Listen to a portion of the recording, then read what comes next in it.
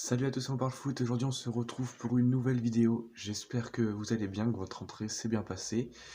Et donc, aujourd'hui, on va parler du cas Jeffrey Adelaide en répondant à la question est-ce que l'OL doit laisser passer le comportement du joueur français?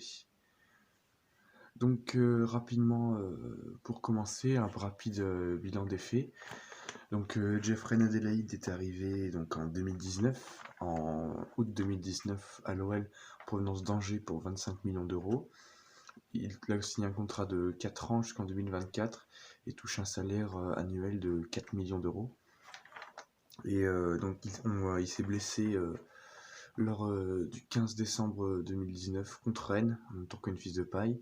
Et là, il est récemment revenu de blessure après avoir été touché au ligament croisé. Et là, revient dans l'effectif.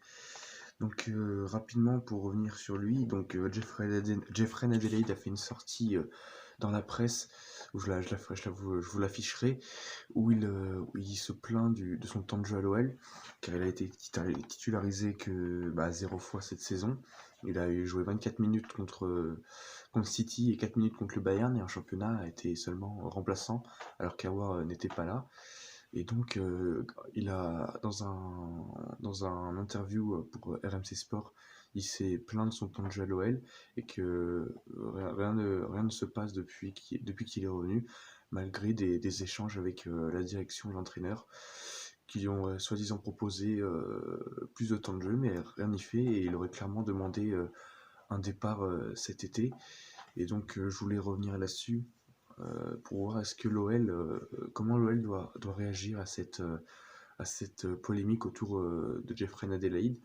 Donc Juninho a répondu dans la presse comme quoi il était étonné du manque du manque de relation entre les deux parties et qu'ils verront ça à son retour d'équipe de France. Donc pour mon avis, je trouve que Jeffrey Adelaide a pas choisi le bon moment pour faire cette déclaration où il demande le départ. Pour moi, c'est clairement une bêtise qu'il fait de son côté. Car Aouar, on sait qu'il devrait partir cet été et demander le départ alors que tout simplement Aouar est encore là, c'est complètement bête parce qu'il aurait eu sa place dès qu'il serait parti et aurait eu du temps de jeu qu'il demande depuis qu'il est arrivé. Donc pour moi, il s'est mis un peu tout seul. Il s'est tiré une balle dans le pied, clairement. Clairement pour moi, il s'est tiré une balle dans le pied et je trouve que c'est un problème pour lui parce qu'il s'est mis à dos les supporters. Avec cette déclaration, à Lyon, on n'aime pas trop ça, les gens qui se plaignent. Et donc, pour moi, il s'est mis à dos les supporters, il risque d'avoir des sanctions. Il devrait continuer à être sur le banc avec ses déclarations, mais il pourrait avoir des sanctions financières avec ses propos. Mais aussi, on a ce qui est intéressant du côté de l'OL, parce que là, on va pouvoir voir si l'OL a vraiment une crédibilité, surtout Juninho dans son rôle de directeur sportif, pour remettre l'institution au-dessus des joueurs et pas l'inverse. Parce qu'on le sait cet été, Aouar est sur le départ, Depay ou encore Moussa Dembélé. Il faut voir si les joueurs feront des caprices ou pas pour partir. Et il faut voir comment Lyon est capable de les gérer. Pour voir si l'OL aura de l'autorité avec ses joueurs.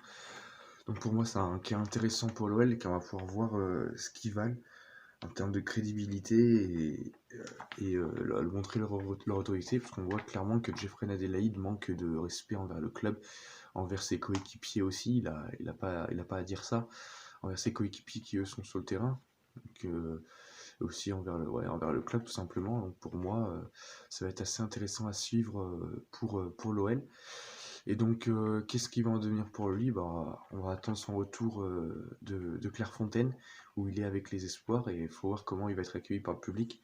Même s'il y aura moins de gens au stade, il devrait avoir un certain accueil, mais aussi comment s'il va être titulaire dans les prochains jours et même s'il va être vendu ou pas à voir, même si ça m'étonnerait, car Lyon serait clairement perdant de le vendre, parce qu'aucun club ne mettra 25 millions d'euros sur la table pour Jeffrey Adelaide, et surtout aucun club ne sera intéressé par un joueur qui revient des croisés, et surtout qui a un salaire annuel de 4 millions d'euros. Donc pour moi, ça va être compliqué pour l'OL, la gestion de ce cas elle va être très importante, pour montrer que c'est pas les joueurs qui décident. Et donc, par exemple, les Aouar, les Depay et Dembélé, que c'est pas eux qui vont décider du mercato, mais c'est bien l'OL qui va accepter ou encore refuser les offres. Donc pour moi, c'était important de revenir sur cette petite déclaration de Jeffrey Nadelid pour retrouver un sujet, un contexte global où il n'y a pas que lui dans l'histoire, mais il y a aussi l'OL. C'est plus important que ce problème et montrer qu'il n'y a pas que c'est plus important, ça représente un peu le club. Ça va être un peu l'idée de ce mercato pour voir si l'OL va être obligé de vendre des joueurs ou pas, mais voir combien il va les vendre, ils vont pas céder aux avances des joueurs pour partir.